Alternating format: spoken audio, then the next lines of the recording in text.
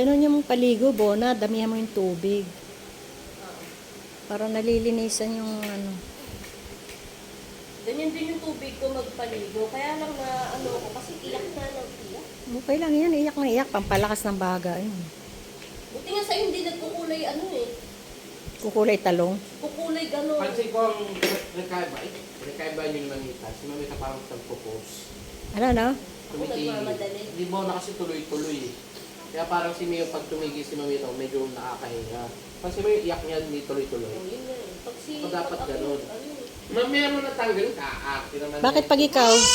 Sobrang iyak niya eh. Bakit? Si Bona, parang pinapaliguan niya si Yuno. Dire-diretso.